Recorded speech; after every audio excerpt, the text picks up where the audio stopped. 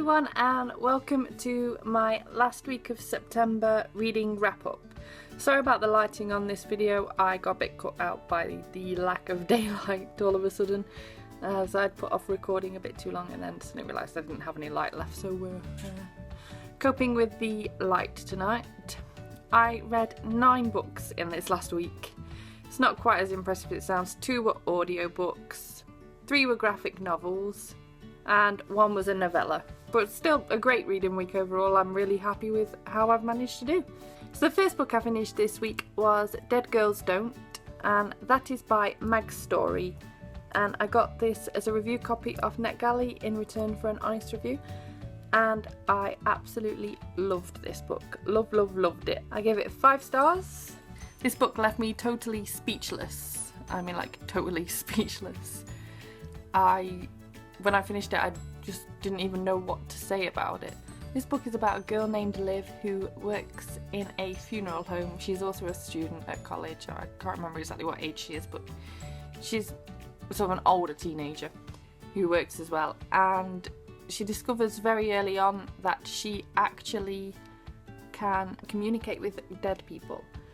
Now, this isn't something she actually discovers that she can do until someone that she knows gets killed. From there on, more people that she knows in like this friendship group of people she doesn't get along with keep getting killed, and it sort of all builds from there really. I don't want to say too much. I think this is a great book to go into as blind as possible. I think one of my favourite things about this novel was that I liked that it got a paranormal aspect without sort of focusing too much on it, without it being the main focus. There was so much else going on. It wasn't like, ooh, here's a book with vampires and that kind of thing. It's not the case at all. It was quite a subtle thing, and I quite enjoyed that.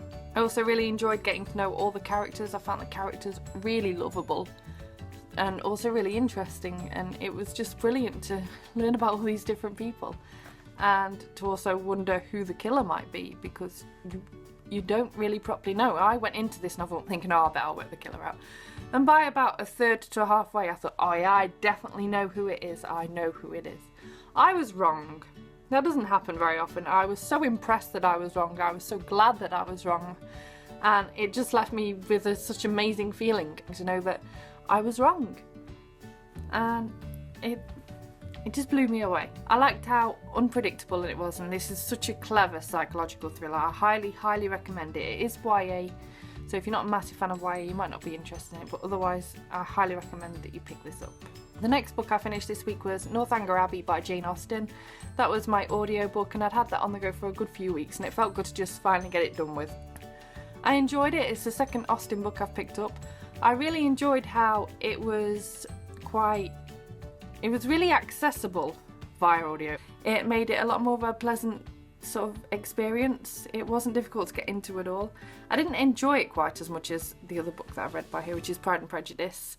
But all the same, I thought it was quite good. I didn't really get the gothic novel side of things of it though. I didn't find it all that creepy at all, to be honest. But I enjoyed the storyline all the same, and I really enjoyed how humorous it was in places too. Then the next book I read was a graphic novel that I got off NetGalley, and to say I struggled with it was to say the least. It was Drones by Chris Lewis.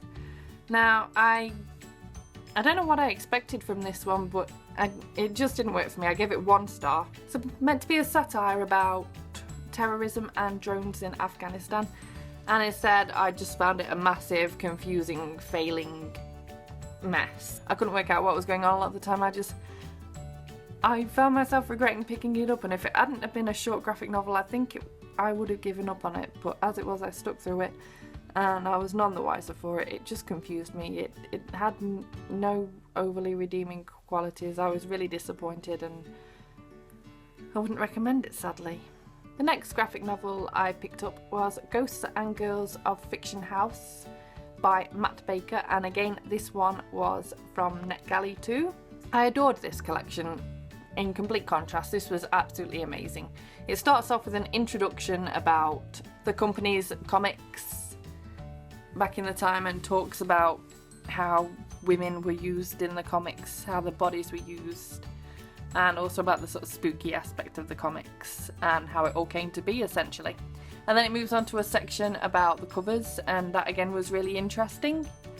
And then it gives you several comics from however many years ago it was, I can't remember, but like it's quite a nostalgia trip for anyone who would have read the original ones, I'd have thought.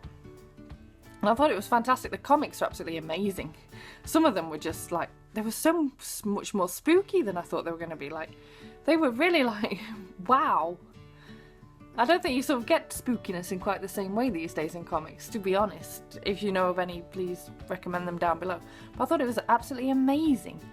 I really enjoyed everything about it, to be honest. I'd say the only reason I actually gave it 4 stars rather than 5 was because I felt like the introduction, as amazing as it and interesting as it was, it just dragged a little bit too much for me. But other than that, I highly recommend this if you like spooky comics. If you enjoy sort of very old comics, I highly recommend this. Then I read another amazing comic book, and that was Jem and the Holograms Showtime by Kelly Thompson. And this one, again, was from NetGalley. I gave this one 5 stars. I thought the storyline was fantastic. I never saw the cartoon, by the way. I don't know how many of you may or may not be familiar with the cartoon, but essentially it's just these group of girls, they make a girl band. They end up competing in a competition to try and win some sort of award thing. That's all I really want to say without spoiling anything else, but I just enjoyed the character development. The characters were amazing. They were so diverse, they were so well thought out. Everything was just so well done. I thought it was absolutely amazing. The art was fantastic. The colours were so vibrant and beautiful. I can't recommend this enough.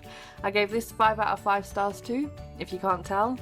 And if you like a cute fluffy read that has more depth to it than just your average cute fluffiness, I highly recommend this one.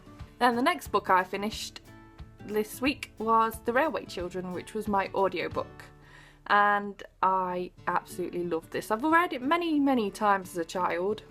I'm sure most of you probably have, I'm assuming, and it was such a pleasure to listen to. It was like I was a child again, and just some elderly relative was just reading me this wonderful, heartwarming story. And I really enjoyed picking it up in the audiobook version rather than just rereading it in a normal, standard sort of way. I feel like I got more from it from listening to it this time around, and such a beautiful story. If you've never read The Railway Children, pick it up in one format or another because it's absolutely wonderful. It will just touch your heart. It's about these 3 children whose dad gets taken away, and they move away with their mother from a privileged house to somewhere where they aren't so privileged. Their money's quite tight, I believe, and it makes you feel all warm and fuzzy inside from there on. You need to read it. Then the next book I read, and this was the first one that I finished in October, I think. I don't think I finished The Railway Children in October, because remember, I'm trying to read 50 books in the month of October, so I'm really on it, trying to be on it. So the first book I finished in October was Lawyer for the Dog by Lee Robinson, and this was another 5-star read. I'm really dishing out the 5 stars a lot recently, and I can't tell whether it's because I'm just reading amazing books or whether I'm getting a bit too lax with my rating.